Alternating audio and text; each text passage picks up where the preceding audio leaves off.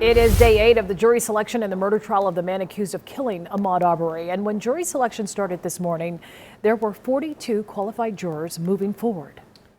CBS 46's Haley Mason has been following this story from the very beginning and joins us in studio with the latest. Haley? Tracy and Sean, this morning, a new Cobb County attorney representing the state got to ask questions, giving some of the other attorneys a little bit of a break, and jurors got to see a new face.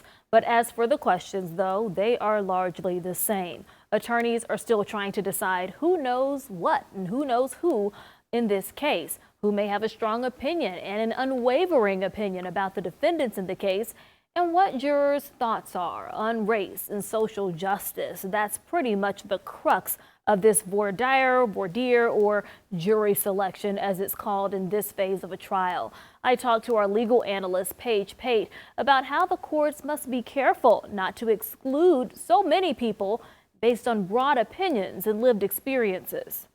The judge's responsibility at this stage of the trial is to make sure that anyone who's qualified to serve remains in that jury pool. So don't allow a juror to be struck for cause simply because they have an opinion about racial injustice, or they have an opinion about this case, or what they've heard about the case, or they have an opinion about the defendants. That's not enough to be removed from the jury panel. They have to have a fixed opinion that cannot be changed by the evidence, that they cannot follow the judge's instructions.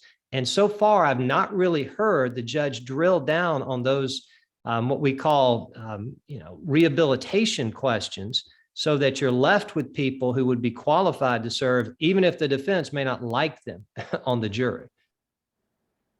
So a very thin line that they must toe here, but that magic number, Sean and Tracy, they're trying to get to 64 potential jurors to select that final pool from. We're expecting that they'll be inching a lot closer as we enter next week.